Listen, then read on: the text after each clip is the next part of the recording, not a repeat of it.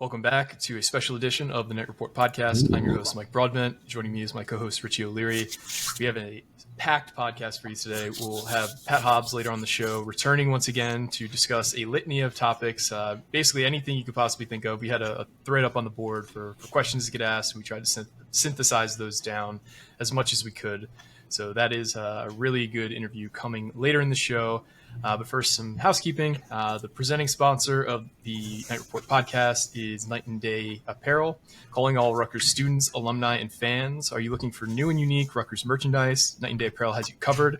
From t-shirts and hoodies to drinkware and pet accessories, Night and Day focuses on providing the Rutgers community with exclusive one-of-a-kind tailgating products like the Trapezoid of Terror shirts, like this awesome crew neck sweatshirt, which I love.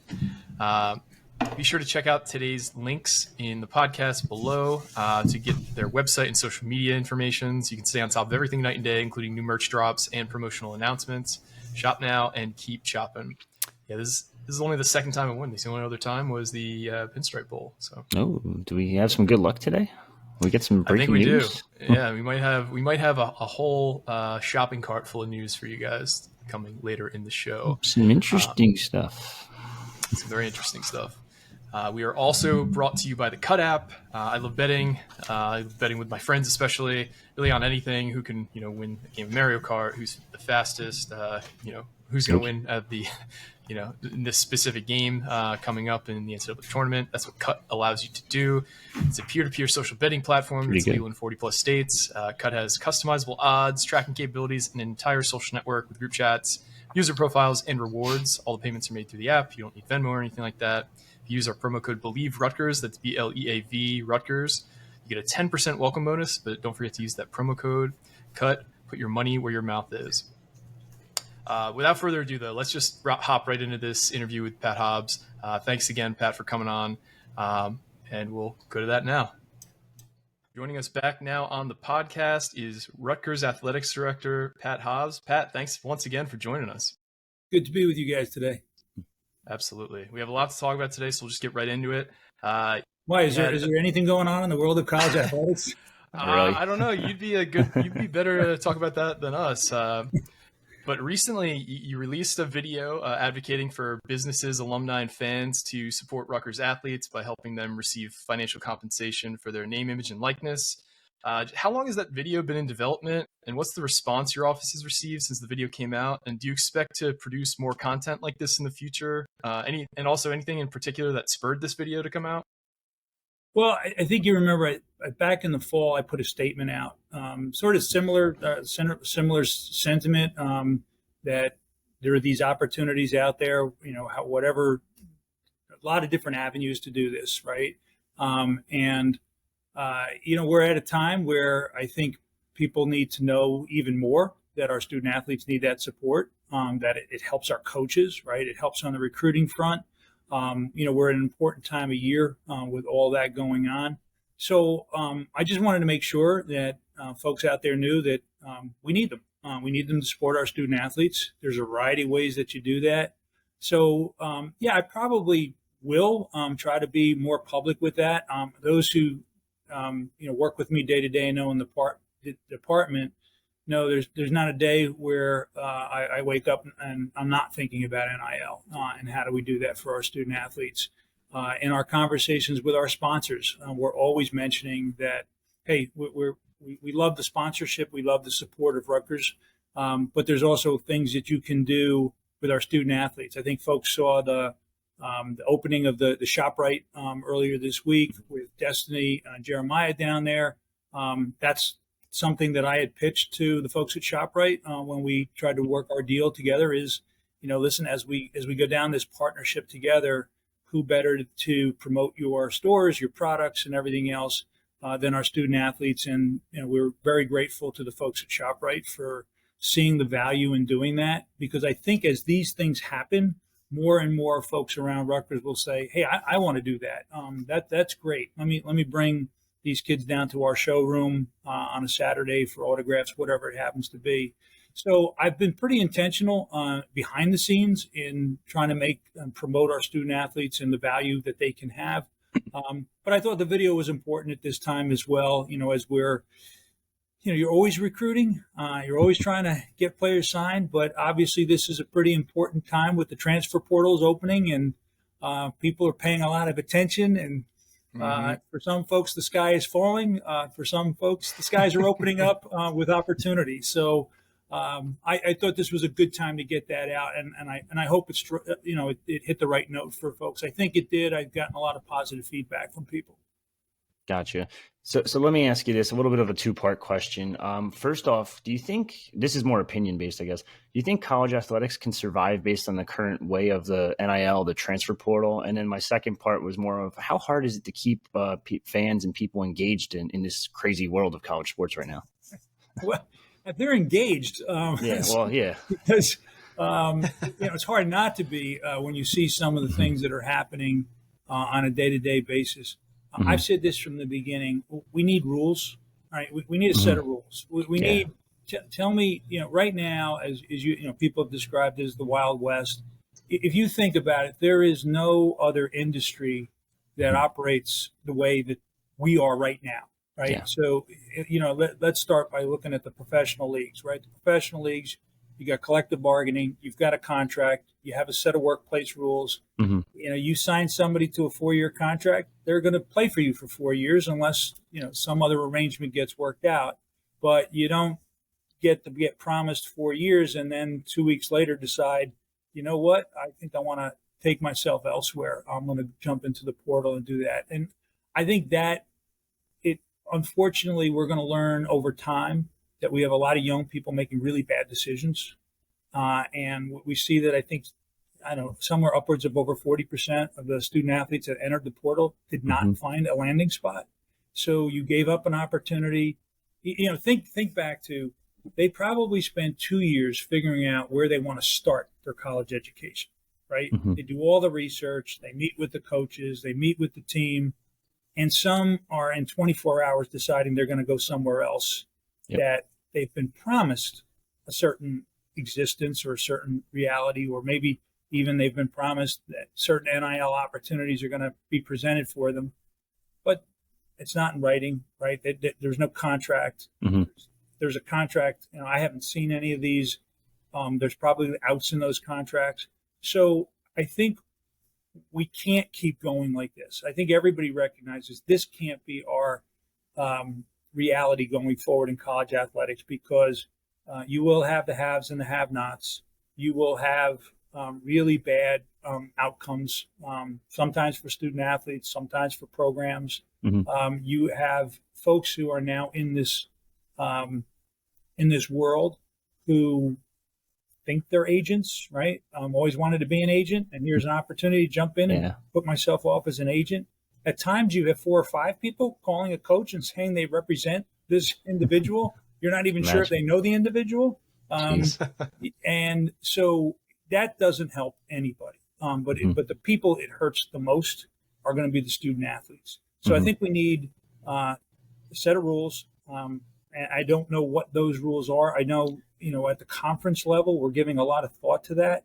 I jump back again, and I think our starting point should always be, what value do we currently give our student athletes? Let's leave NIL aside and all of the other, I sent 3 kids to college and to graduate school, and I would have loved for somebody to give them a scholarship to take care of that cost. I probably could retire on what I paid colleges and everything else, right? So there's still a great value in what we provide our student athletes. It's a scholarship, it's cost of attendance, it's really, really high quality health care, it's high quality mental health care, it's apparel, it's opportunities to travel overseas, and maybe like our men's and women's soccer programs were just overseas. For many of those student athletes, they had to go get a passport. They never traveled before, right? Our men's basketball team was in Senegal and Portugal last summer. They had to go get passports. They saw a country in Senegal that's very different than the country they live in, and they come back with a greater appreciation. So lost in all of this conversation is what we are currently doing and what we have been doing. And I think that's challenging. The other piece that gets lost is that, we talk about, well, these are the media rights contracts and what, and the revenue that's coming into the departments. That revenue is also doing a lot to support our women's programs, right? Title IX is a little over 50 years old now, And so you're able Mhm. to have a high quality field hockey program and women's lacrosse program and women's soccer program because football, and clearly football, right, is driving the revenue for our conference and for each individual school. And so I guess what I'm looking for is give me a set of rules and have balance. Have balance so that we can preserve what's really, really great about college athletics. Because we don't want to end up, in my view, I don't want to end up in a situation where folks are screaming down at our athletes on the field because of some, in their view, poor performance, and they're thinking, well, we're paying them, so they should, they need to. They're not Eli Manning, right? When Eli Manning played for the Giants, you can yell at him all you want because he was making however much he was making a year. And one of the great things about college athletics is we cheer for young kids who they come to get an education. Maybe they're now benefiting from their name, image, and likeness, like a Caitlin Clark, right? But people still, with Caitlin Clark out there on the court, they don't see her as an employee of Iowa University, right? They see her as a really talented young woman who is inspiring a lot of young women to get into sport, whether it's basketball or otherwise. And that's what's really special to me about college athletics. It's why I came from where I was to Rutgers, because I saw an opportunity to work with 700 student athletes, the 99% of them who are going to go on to other things in life, but they get to enjoy their physical talent, their athletic talent. They get to inspire a university and an alumni base. And I just don't want to lose that. Yeah, and I think you've seen that kind of creep in a bit where people are a little bit more harsh towards athletes now. But I think what gets lost in this is some get paid, some don't. All professional athletes get paid, but professional athletes also are full-grown adults. Like their brains have fully matured. Like an 18-year-old dealing with, adversity, like their first year at college, they're hearing all these new things thrown at them by, opposing fans, things like that. That is a lot harder to deal with. Might be your first time away from home. And it's much different than, an Eli Manning, like you said, who's 32 years old and he's getting stuff yelled at him at the Super Bowl. That is an entirely different existence. So, yeah, I totally agree with what you're saying. Yeah, there. and 100% right. And to your point, this is the first generation that has always had the phone, right? Always had the iPhone. Yep. It's the first generation that has always been exposed to social media, to anonymous critics, right? To people who can, instantaneously bash them online.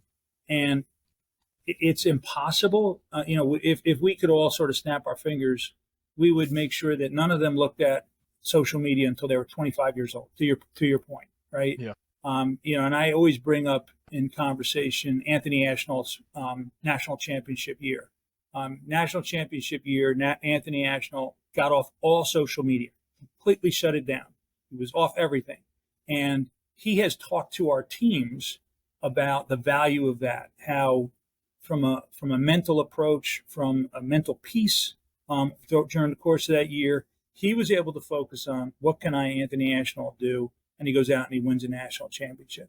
Now I will tell you, he's had that conversation in front of our teams, and as soon as the conversation is done, everybody's pulling out their phone and looking at their social media feed. So it's an addiction, right? It's an addiction, yeah. And as much as I think they do know that, hey, it really doesn't matter what that person thinks. You're young, you're impressionable. It hurts. Listen, I'm 64 years old, and when somebody's bashing me out, I really don't go on message boards. I don't go on social media. I have people who tell me sort of, hey, I think you need to respond to this because there's some misinformation out there. But it affects people. So I most care about 18, 19, 20-year-old kids who shouldn't have this kind of pressure, right? This pressure didn't exist 20 years ago in college athletics. Didn't really exist 10 years ago in college athletics. And so I don't know what the answer is, but I hope we can get back to a world where their mental health is protected in a better way. Totally agree. You kind of alluded to this earlier, but with the football team returning most of its starters next year, coming off a bowl win, basketball programs signing 2 of the top 3 players in the country, every season for Rutgers athletics is obviously exciting, but is there a different type of buzz and urgency inside the athletics department right now, given all the expectations and all the hype around these two programs leading into next calendar year? So I think the short answer is yes. I enter every year, every new academic year, thinking that this will be the greatest year in Rutgers athletics history. And I have that confidence because I'm confident in my coaches, I'm confident in the way they run their programs. They do it the right way. But yes, as we look forward to this year, I think there is an added buzz around this year. People are really, really super excited to get this football season going, as am I. I think Greg has done an extraordinary job. Greg and his staff have done an extraordinary job this year. When you look at what's happened with some of the other teams, like even the bowl game, right? Our kids all wanted to play, right? Yeah. Now, Miami had a lot of kids who, decided that they didn't want to play. But our kids wanted to play. They wanted to play at Yankee Stadium. It was a great result. And I think that sort of kicked off the expectation about, wow, look at what happened this year. Wait at what happens next year. Mm-hmm. And we've got a great team coming back. We've got some veteran folks. The folks will get into the quarterback controversy and all that. I love our quarterback room. So I love the guys that are in there, and they'll all figure it out. Obviously, with Kirk Sharrock in the second year of running our offense, I think we'll start blending in some other things. So I think people are going to see an exciting offense this year. Our defense is outstanding. I like our schedule. I was going to say, if you didn't mention it, I like our schedule. Not the murderer's row anymore. We're going to go out to USC. That's going to be exciting. We have tens of thousands of alums in California. So we'll make sure that we plan a week out there to enjoy that. And then we welcome UCLA and Washington, right? Washington just played in the national championship game. So if folks don't get excited about this football season, I'm not sure how to help them. You look at field hockey. Field hockey has everybody back in a team that really could challenge for a national championship. Our soccers, I believe, will both be stronger. Look at what's happening with track right now, right? So, track is that year-long sort of activity. Got Chloe Timberg, who finished third in the NCAAs. You've got some of the other kids that have medaled. We had, I think, 7 or 8 podiums at Big Tens this year. Across the board, look what baseball, softball are doing right now. They're both playing really, really well. So across the board, if folks aren't excited about next year, and in wrestling, I love 10 guys coming back. Yep. The folks go after Goody. The guy's done a pretty extraordinary job here. Oh, yeah. We had 2 All-Americans. We got a great recruiting class coming in. As you said, everybody's coming back. So that makes everybody better. You look at, Dylan and sort of his progression over the course of the year to go and win a Big Ten championship this year. So there shouldn't be any sport people aren't excited about. They will be, this is the year. Get your tickets. If you don't have your tickets at Jersey Mike's, you're probably going to be going on the secondary market and pay a heck of a lot of price for that. But this is, I'm really excited about it. And everybody should be as well. And that should then get them more focused on how do they help us, right? How do they help us continue to build facilities? How do they help us make sure that our student athletes have opportunities? Because when you're winning and when you have excitement, that's when people really want to step in and help. Yeah, and one more on this, the basketball program you didn't mention specifically, but obviously when you have 2 guys who are, massive celebrities coming in as freshmen, Dylan Harper and Ace Bailey, who have hundreds of thousands of followers, everything they do gets posted on Overtime or SportsCenter Next or whatever. What was, Rutgers has one of the smaller arenas in the Big Ten, but it's, I think the best environment or one of the best environments in the country. What is the kind of the media requests been like for the basketball season? Has that been crazy? Do you expect there to be like NBA scouts at every game in the coming year? Like, just kind of talk about what that preparing for the basketball season's been like. So I expect insanity. I welcome insanity. Look, even if you just look at Dylan's, high school championship game, and then when he was in the house, I think a week or 2 after that, the number of little kids running up and asking for autographs and stuff like that. It's going to be. I agree with you. I think it's the best venue in college basketball. I think people are going to be so frustrated that they can't get a ticket next year, because I think a lot of people are not going to put their tickets on the secondary market that have done it in the past. They're going to want to see every single game. And it's not just Dylan and Ace. It's the whole recruiting class. And then, we got a bunch of guys in the portal. Maybe some of those guys come back. But, Pikes is going to put together a great team. It won't be just those two guys. It'll be the other guys. Look at what Lathan's done this year, his progression. I'm excited about everybody coming in. And I think it'll be crazy. I think there'll be more celebrity requests to get in the house. If I had another 1,000 tickets, they would be gone now. That is one of our challenges. We've got 8,000 seats. We probably need 15,000 for this coming year, but it'll make the arena just that much more special.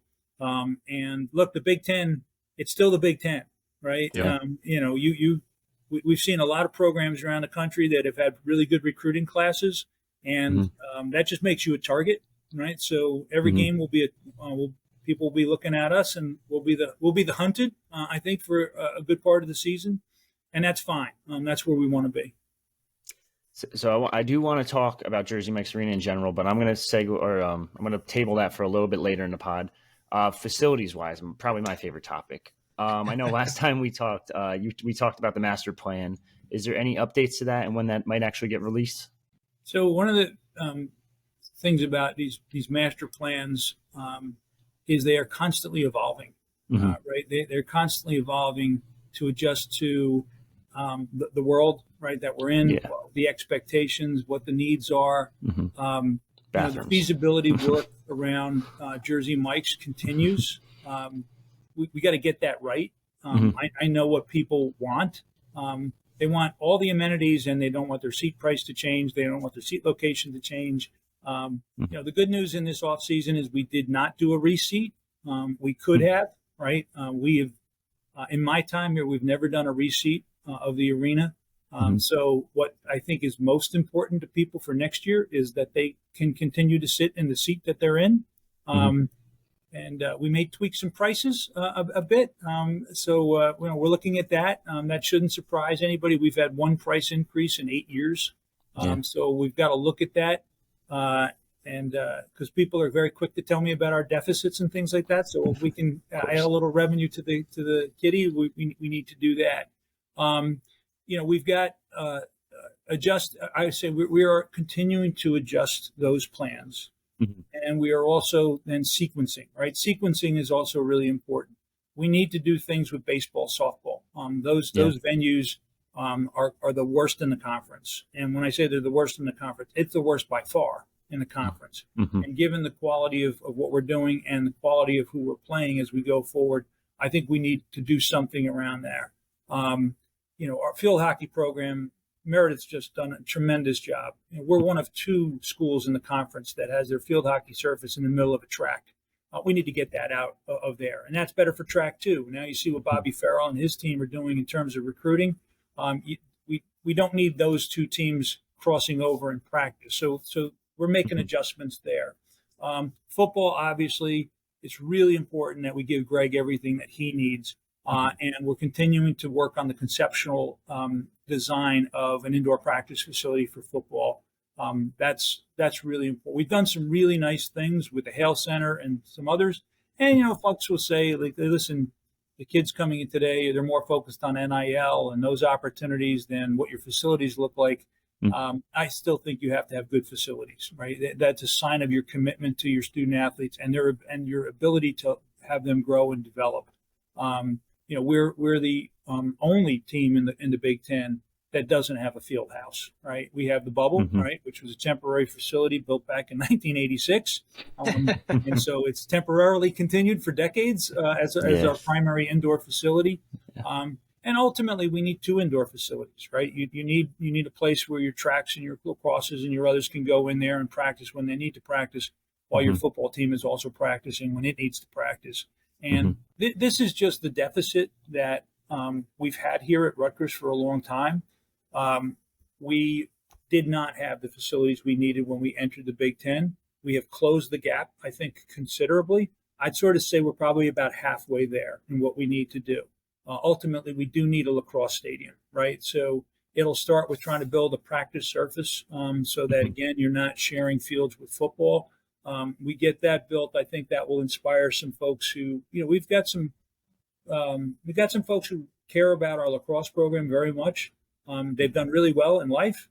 We need them to step up and help us. Brian needs that. He needs that facility. Michigan built their facility a couple of years ago, and we see how that's helped that program and helped their recruiting. So we will continue to have to look at all of this. So the master plan is, to me, it's a continually evolving document. So every time that we see something that here's an ability to tweak this and maybe accelerate something because you're doing it in a way that's more cost efficient. So all those things have to be weighed at a time when, the university, has its own financial challenges. And so everything's got to work together. And I credit our coaches. They're very understanding. They want, right? And I want our coaches to want, right? And the administration and the board of Rutgers have been extremely supportive. We'll actually have more conversation around facilities at our upcoming Committee on Intercollegiate Athletics meeting. We present sort of our updates. And, ultimately, we hope to get some of those projects in the ground as quickly as we can. So kind of another two-parter. What would you say is next, I guess, in terms of facilities? I know you just named a bunch of different ones that you guys want to work on. Is there one specifically you want to work on first? Because I know people see like a facility being built and then they're already like, hey, what's the next one? I mean, they're rocking, had the foundation down. And they're like, hey, what's next? Like it's just crazy. The two that we're focused on in terms of big cost efforts, right, is what do we ultimately need to do in terms of an indoor practice facility that can help our football program, right? That's really, really important. And then second, what do we do with Jersey Mike's Arena as we look at the feasibility? Because, I'll take one of those is a facility that supports your most important revenue program, right? Your football program. We all know football generates probably 95% of your revenue. So you got to make sure Greg has what Greg needs, right? Then we also need revenue producing facilities, right? So one supports a revenue producing team, and then you have a facility that can generate revenue for you. And even this year, we're going to look.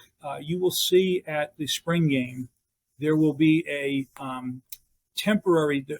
If you've gone around the country, some football stadiums that don't have suites have sort of done a transition effort, and they put in temporary suites into the stadium. So we're looking at doing that. There will be there's an opportunity for us, probably in the south end of the stadium, not the student section, but the wings, right? To back toward the concourse, build some temporary suites.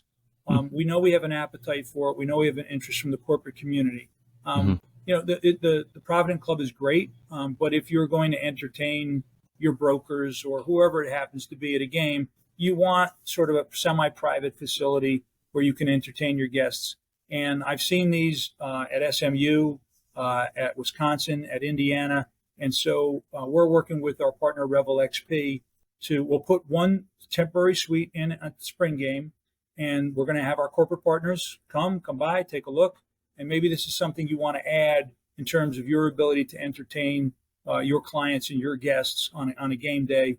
And we will sell as many as there's interest in, and that will be a demonstration project. There's two things. One, it's additional revenue, which is great. Two, it's bringing new people into the stadium who may not have been to the stadium before, and they see the beauty of Big Ten football. And then to the extent we're successful with them, that makes my case to build out permanent suites in the stadium and to do permanent improvements, because we do have to improve SHI, not just Jersey Mike's. Yeah, and obviously what we've talked about a lot is, the limited resources. Like money is not infinite, and neither is land. We have one of the best tailgating scenes in the country, in my opinion.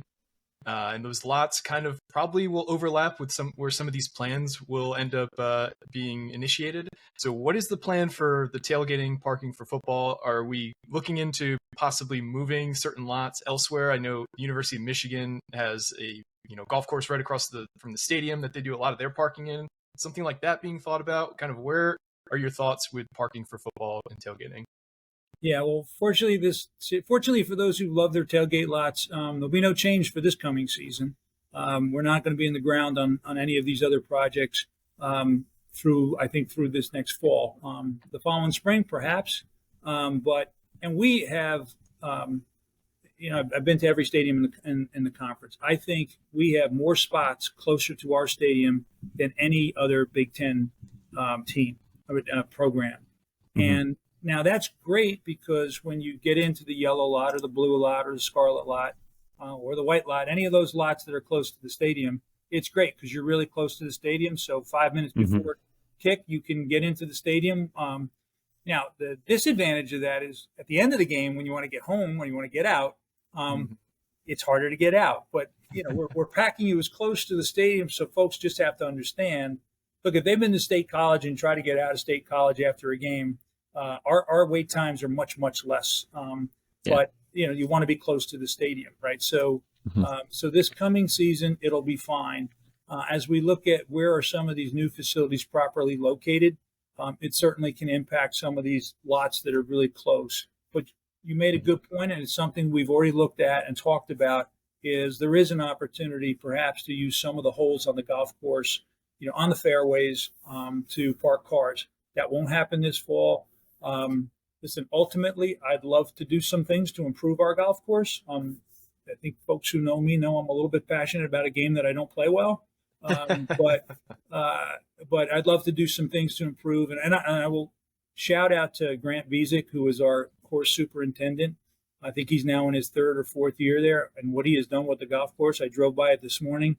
It looks fantastic. He's really improved it. We'd like to improve it even more. And one of the things that you can do then is those holes that run along near the stadium, obviously you're not parking cars on the greens or the bunkers or on the tee box.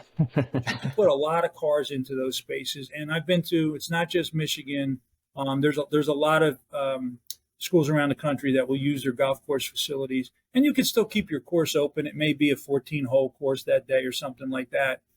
So you balance, and it's only at most 7 days a year, right? So to do that, to keep people close to the stadium, we're going to always try to give our fans the best experience that we possibly can, while they also understand that when we get 53,000 people in there, you're not getting home 5 minutes after the game's over.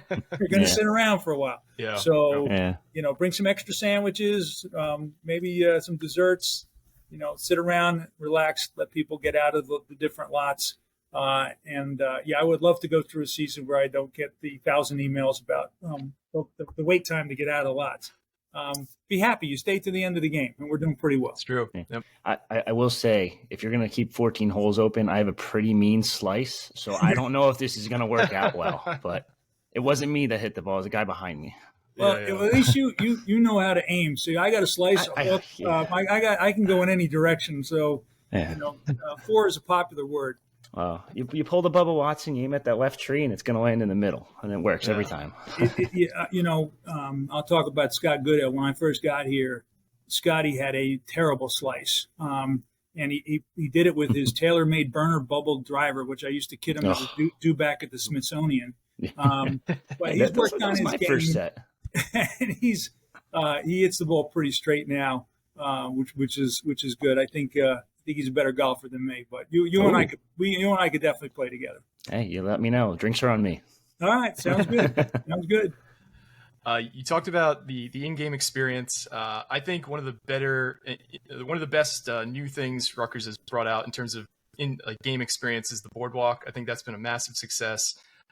Some fans have talked about possibly bringing back stuff like the alley or the Winter Village for basketball. Are there any big improvements for the game experience for this fall that fans should be aware of, or this winter? Anything that you think is noteworthy or a change that fans should look ahead for? Well, shout out to PJ Mullen and his entire staff for the boardwalk. Lisa Terrell also very involved in that. They've just done a phenomenal job. I mean, it's now an experience. We do now have people who I think come and they want to come down to the boardwalk. They want to enjoy that. They want to enjoy the food, the rides. I've told PJ and team that I will not be happy until we have a roller coaster there. I remember you saying that. I'm not sure that that's going to happen. we're going to keep looking at how do we improve the boardwalk, how do we make it an even better experience. So I think every year you build. One of these years I'd love to flatten Athletes Glen. We've got the sort of the creek that runs through the middle of it, and I think that's a wasted opportunity. If we can flatten that area in there, it'll allow much greater activation within Athletes Glen. So I'd like to see that happen. And we've talked about that here at the university. I think we will get there eventually. Maybe it's going to be as a result of one of these other building projects that we do where we have to excavate and you got to find a place to put some of this material. Hey, we're better to do it than there. I think we are working at trying to bring the Winter Village back. There's going to be a lot going on in Jersey Mike's Arena this season. So, that's what I hear. If you got some things that you can do outside that entertain people, maybe get people there earlier so that you don't have the crunch in getting into the arena. It really worked well. People liked it. They want it. So we're looking at what can we do there and maybe even expand on what we did with the Winter Village. The alley, that's going to be a place that's forever in Rutgers lore. Oh yeah. You're not kidding. It's funny because, that was, I guess 7 years ago at this point. Yeah. And I have freshmen they get to Rutgers and it's after the convocation and they come up, they go, Mr. Hobbs, when are we getting the alley? I'm like, how do you even know about the alley? So we'll continue to try to work with student affairs on getting opportunities for our students here at Rutgers to enjoy themselves. There's challenges, obviously, because you can't have underage drinking there. And so I love getting our students onto the campus around the stadium as quickly as we can, right? I think it's on a game day, if you've got 10,000, 12,000 students who are all around the stadium, whether it's in sort of a designated area for them or anywhere else where you get that stadium packed at the beginning of the game, right? You talk to any coach in the country, what they hope for is a stadium that is full at the beginning of the game, not trickling in. And I will give our students tremendous credit. The most full students, the most full section in our most full section in our football stadium on game day early is the student section. And so, I credit them and they're great, right? The interchange between our student section and the rest of the fans, whether it's in SHI Stadium or in Jersey Mike's Arena, I think is special. So we'll always look to see, is there something we can do outside? The boardwalk, I think, is great because our students at Rutgers like the boardwalk as well. So yeah, but the alley may be just part of Rutgers lore. We'll see. Let me ask you this, because some fans have speculated. Can you technically make the alley a parking lot and then tailgate on the rec fields? Listen, is that a possibility? I think all that's a possibility. I remember my first away game was at the University of Washington, and they had some turf fields very close to the stadium. And one of the things they had in there, which I thought was great, was they had sort of a bubble park for little kids, so they had all those sort of bubble playthings, and there's kids running, and it was like a big daycare. There was a fence around it, and the parents were enjoying both adult beverages and non-adult beverages outside before going to the stadium while their kids were in there. They were kicking soccer balls, they were running around, they were shooting hoops. All of that stuff was sort of in that venue. So that's something I think we can also look at. And it's obviously really close to the boardwalk as well. So, all of this stuff, I assume PJ Mullen will listen to this podcast at some point, and maybe he'll say, hey, you know what, let's take a look at that. Because he's always looking for, what can I do next?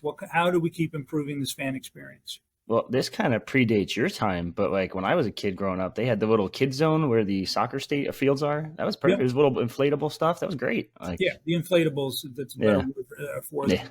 And that's what I saw at Washington, and I think they have that in other places. And listen, that's creating the next generation of passionate Scarlet Knight football fans, right? It was, I love.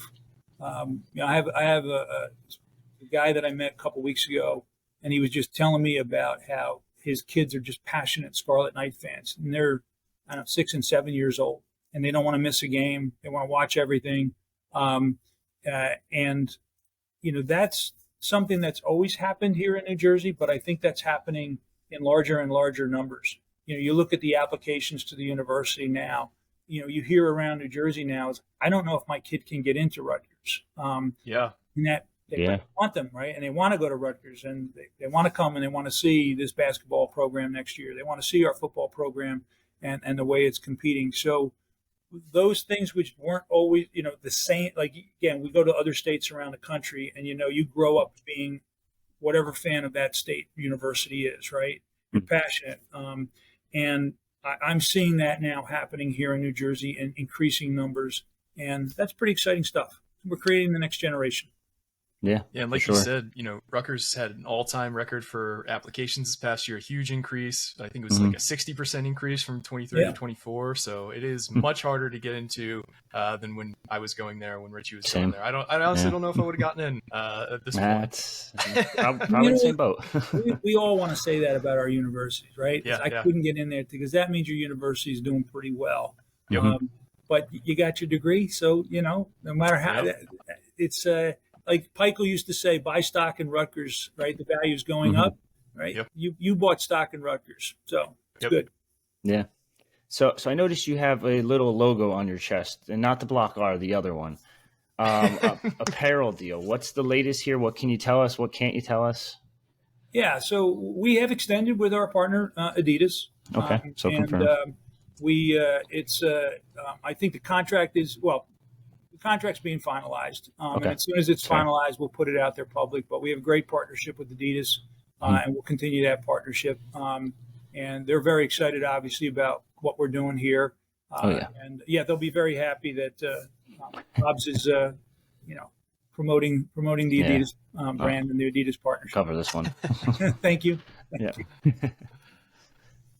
In terms of college football or college sports in general, expansion has been, the same level of importance the last, decade as it ever has been. Unfortunately, it sounds like a conference kind of died out because of the frenzy. Do you expect further expansion amongst the Big Ten and other conferences in the next few years, or is that just something that's always going to happen? We just kind of got to live with that reality. So, listen, I think anything is possible, right?